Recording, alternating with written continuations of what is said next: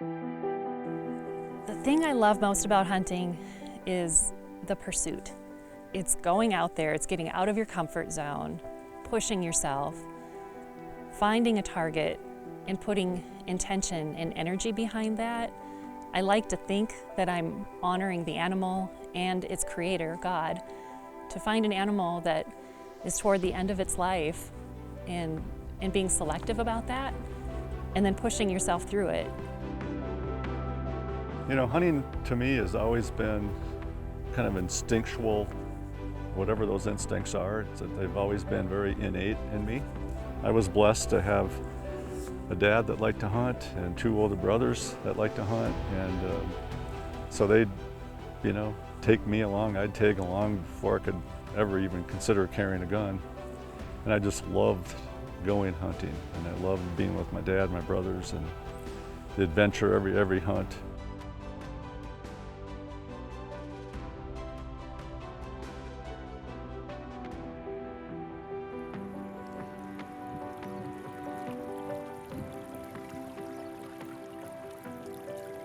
We're really in the middle of nowhere.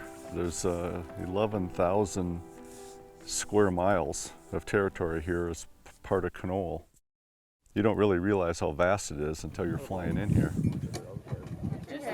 First thing I saw were a few nice ram horns on the ground, and I just kind of observed these relationships that were built between the guides and the hunters. It was really, I didn't know who the guides were and who the hunters were, but everybody was hugging each other and had long goodbyes, and wasn't sure what I was in for.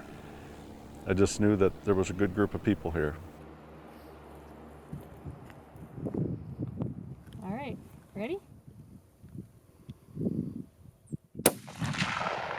You're right in line to... I still consider myself a rookie with big game hunting. I've been doing it for about 2 years now, and this was my first big wilderness hunt. Hunting is teaching me a lot of life lessons. This trip was no different. A lot of first experiences for me on this trip, including packing everything into a backpack to spend multiple days out in the wilderness on a hunt.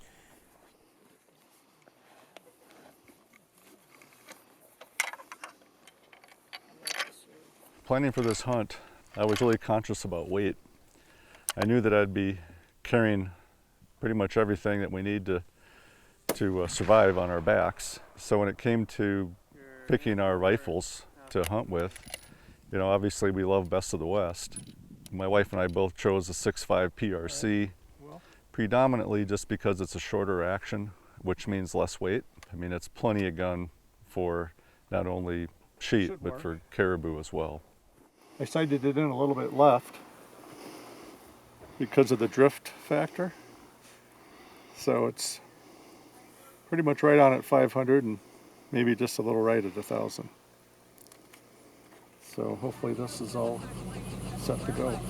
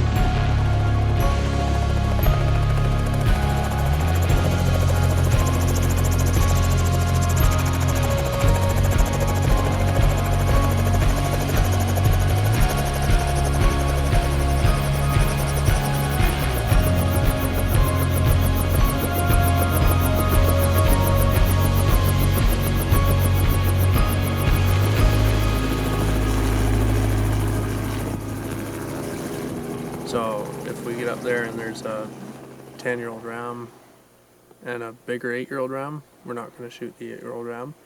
You're allowed to pass on whatever you want. Okay. But if you pass on a 10-year-old ram, we have to find another 10-year-old ram or older.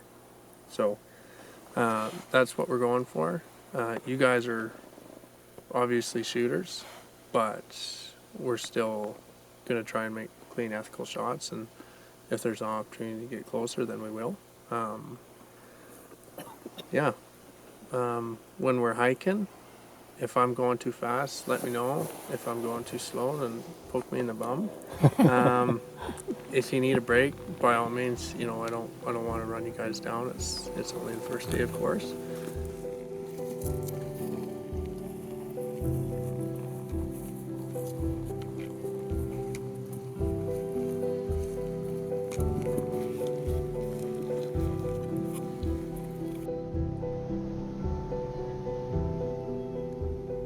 One of the lessons I'm learning about hunting is that it truly can push you to your limits. And for me, this trip brought me to the end of my limits. I wanted so badly to be with Joe on his sheep hunt and share that experience with him. I was humbled. Climbing these mountains in a pack that it throws your balance out of whack, wearing hiking boots. I'm not used to that on long day hikes. The terrain here is really rough. Climbing mountains covered in rock and small boulders. I wasn't confident with my footing. Physically, it was a big challenge. So ultimately, I had to call in for a ride back to base camp and let Joe enjoy his adventure of a lifetime. The last thing I wanted to do was slow him down.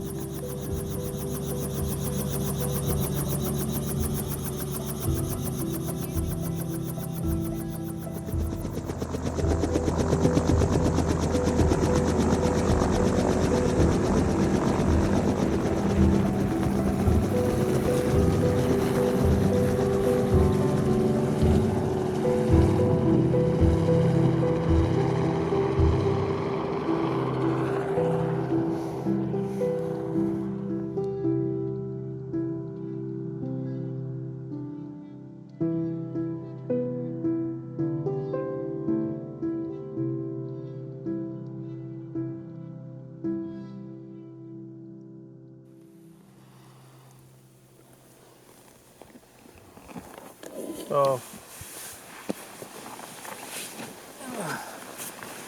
in the glass there, you'll see 4 rams. And the one on the... Oh yeah, it's laying down. Just laying down.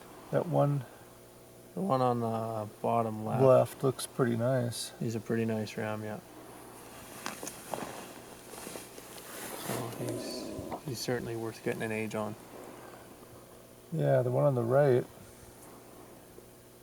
doesn't look too bad. It seems like there's more mass and curl on the one on the left. Bottom left. Yeah, he's a more mature looking ram. I think there's three full curls and a dink in there. But the one really stands out. So Yeah. One's looking right at us, the one on the right. So they come over the top. So about a kilometer to the right from there, and kind of just been feeding and working their way over this morning. So they're on this first ridge right here, or this beyond? The first high one, not the furthest you can see in the horizon. Right, but okay, so they're just right up there on top of that ridge. That's right. Yeah.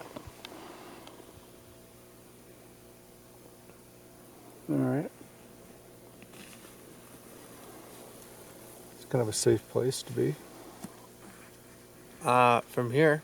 But Yeah. Once we're over there, it's not so safe. That one's the bottom left has got his, he's looking that way now. Take a look, you can really see the side. Next day after Christine was gone, we decided to pack up camp, and we took all the water we had and spent some time up on top.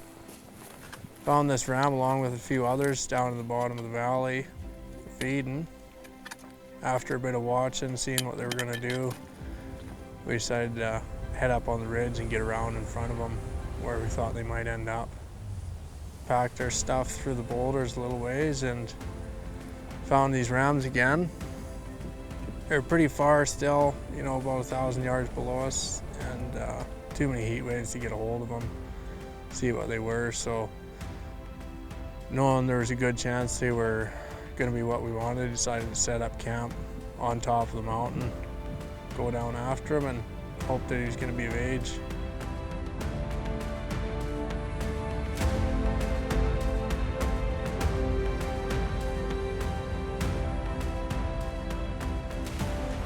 We came up over this little saddle and started glassing, and we could see 7 rams, but we couldn't see the bigger one.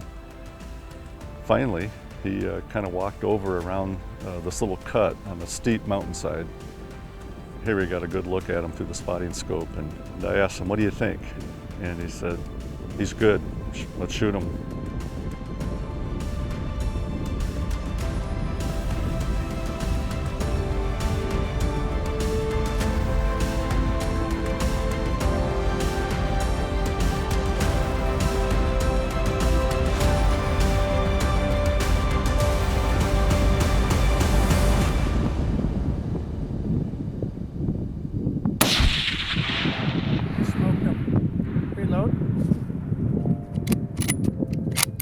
He's in the same place. Shoot him again? Just wait. Where'd I hit him? Right behind the shoulder. Oh, he's bleeding.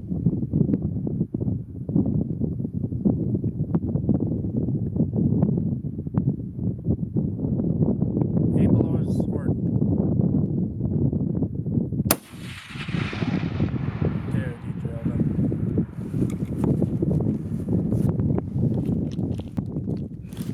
Check out these other rounds.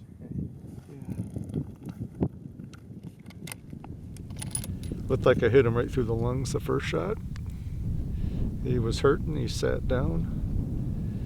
And then I put one, just for good measure, right through the base of the neck.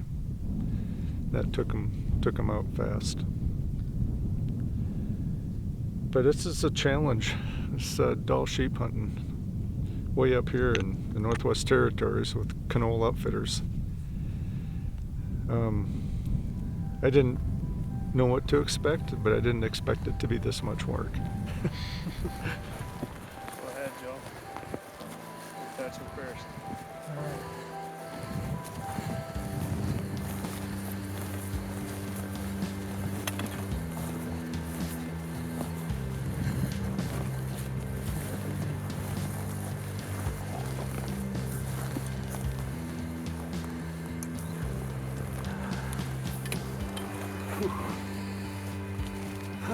What a beauty. What a beauty. Wow. You know, everybody always told me that out of the 4 sheep, the stone is the most difficult. And I would have agreed with them because of the first 2 sheep I've shot. The stone was definitely the most difficult. But I would say this hunt, this Dall ram, was more difficult than my stone sheep hunt, simply because you're carrying a heavy pack all day over this crazy terrain in long, long distances. When you finally get the job done, the reward is greater. I just was overwhelmed. It was just completely awesome. And I realized we started hunting at about, I think it was 9 in the morning. I was exhausted the way it was. Here it is. Now it's 1 in the morning and we're starting our way up. What's nice is it doesn't ever get completely dark here this time of year, so we could still see our footing as we're walking. But now I've got, you know, a cape and some horns and on the back of my pack and a lot more weight, and it's very steep, very, very steep. And we just took our time, and you know, I was probably the slowest one in the group at this point. I don't know if it's my age or what, but I was bound and determined to make it, and kept plugging away, stop now and then to get our breath, and keep plugging away, and finally got into camp at 4 in the morning. And I was so physically shot. I was almost delirious at that point, but what an achievement, what a reward. What an accomplishment. I'll never ever forget that experience. Probably top 2, top 3 memories of my life just happened.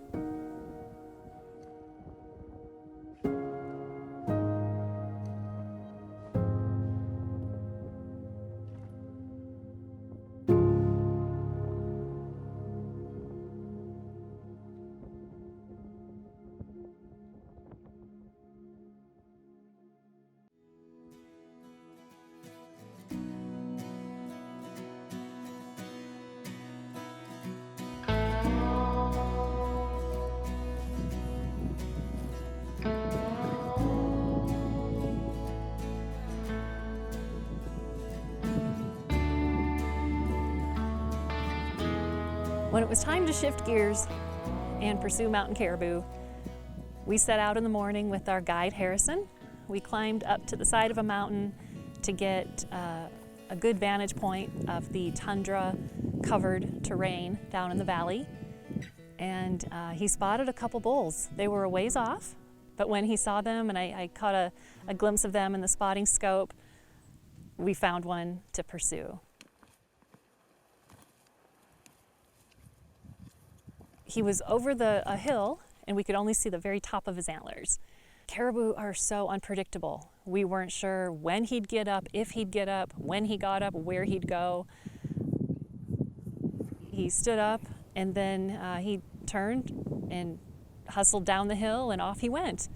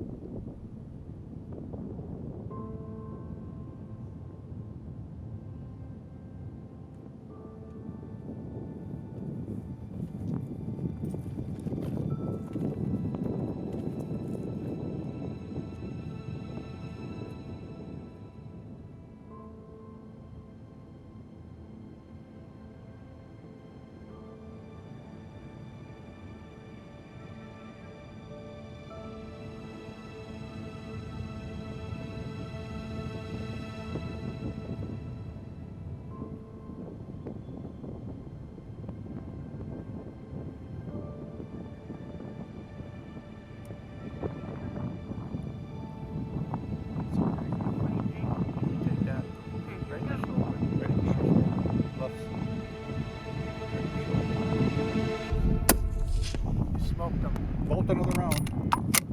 Bolt around. Hit him again. One more time? No, just wait. He's down. You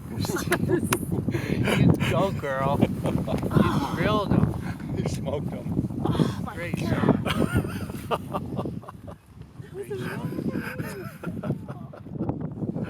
For a hunter, taking an animal always comes with a rush of emotion.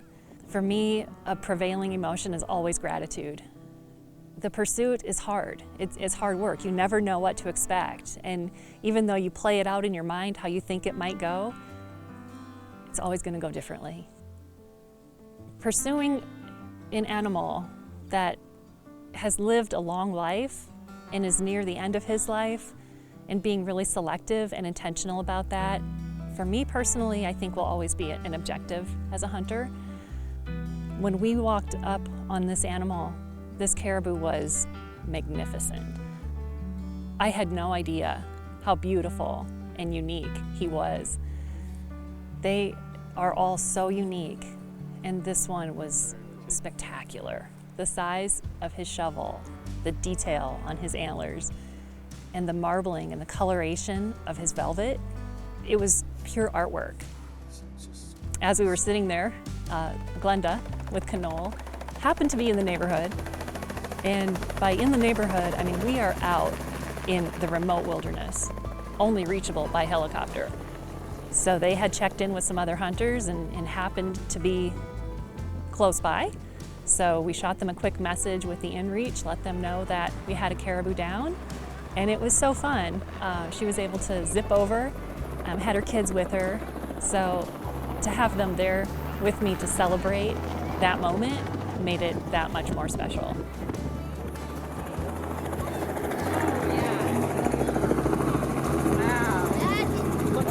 Your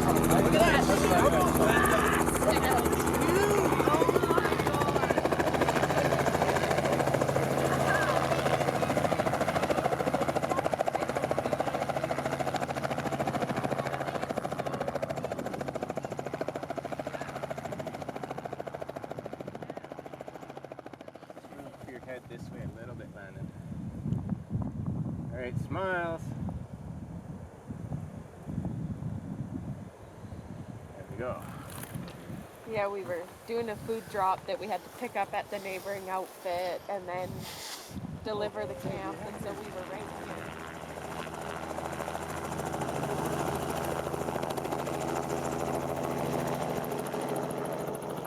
here. Glenda invests so much in creating an awesome experience for her hunters. She's all about hospitality, and her knowledge and experience, having been a guide, and the love that she has for wildlife and the animals that are out there, it really comes through. It's such an inspiration, and it's really an honor to be up here and to be able to experience this. And I cannot say enough about our guide, Harrison. He's a legend. His knowledge, his experience, his physical strength and endurance. I felt I was in such good hands. And a hunt like this, it's not easy for a rookie like me, but I'm so grateful that I got to experience this, and I would just love to do it again. It really was the experience of a lifetime, but if I ever get a chance to go back out there, I'll do it in a heartbeat. Growing up, you know, even I'm sure before I could talk, that somebody somewhere decided that I was going to be a hunt guide. I remember shooting my first deer at 7 years old, and you know, just a little 4-inch spike muley, but that pretty well set in stone what I was going to do in life. I don't know where I'd heard it or where it come up, but at some point I'd heard somebody say hunt and guide. I didn't know what it meant or what it entailed, but I knew that's where I was supposed to be. It's really a dream come true, and I'm so thankful that this has been my life so far, and I don't see it changing at any point.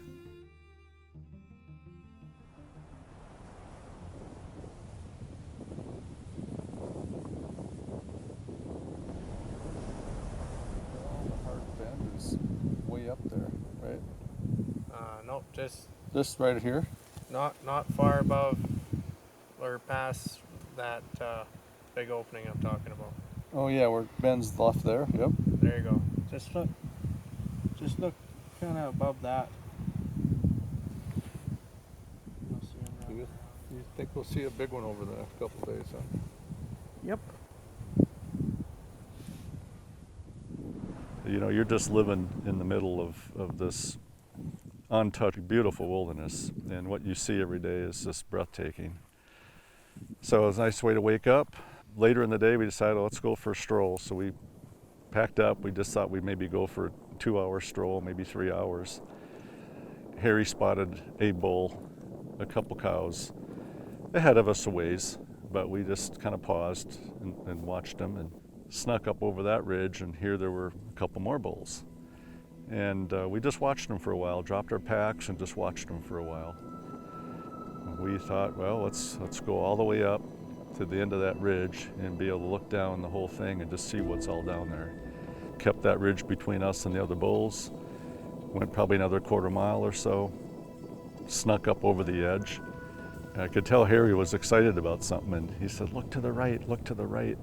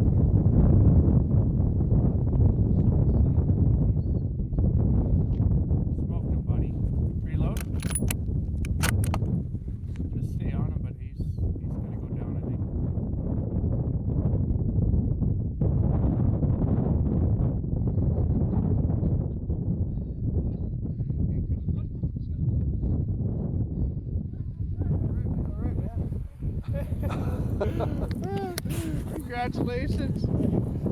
You killer, you. That's awesome.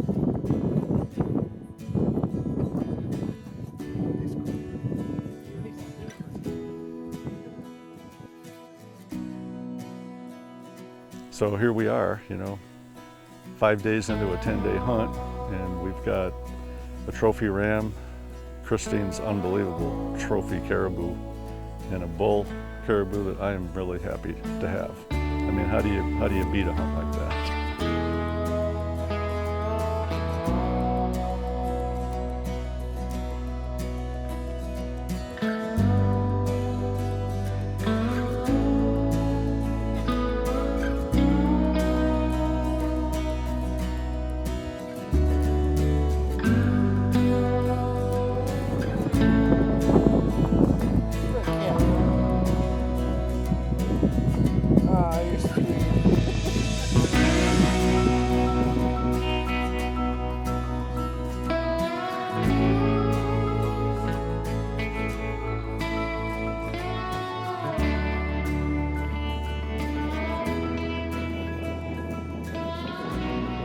I just had started working on the head, peeling his face off, and Christine looks up and she says, "Oh, there's a bear."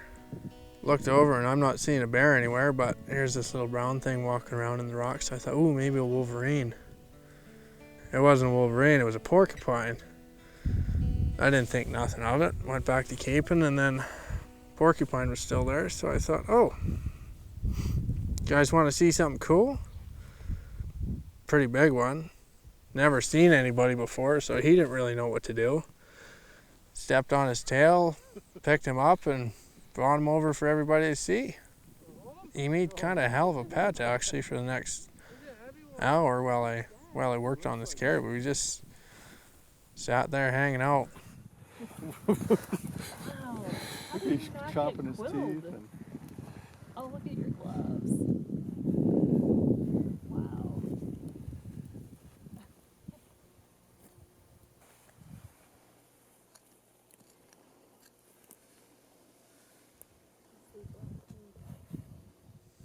Got our stuff packed up. Joe took the cape and horns like a hero and just started marching.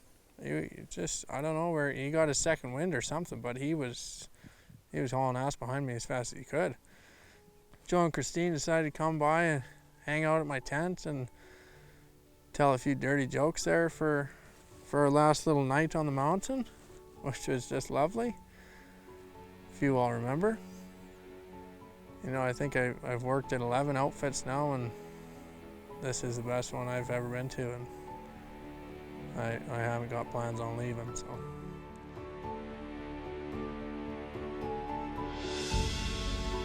The other aspect of it to me that's so special is my wife, Christine. She used to watch us, and I got all of our kids. We have 3 children, and all 3 of them love to hunt and fish, and we've done a lot of that together and hoping to do a lot more in the future. To see my wife get into it and embrace it is something special. Here we are just kind of roughing it, living in this little 2-man tent. She wanted to experience this, and she has become a very capable hunter. She's a great shot. She cares about ethics. She loves conservation. For me on this hunt, the most special part of it was just sharing the experience with her and being able to be her spectator, watching her take the most magnificent bull caribou that anybody could ever dream of. So I'm a pretty blessed man in many, many ways. I'll just never take it for granted.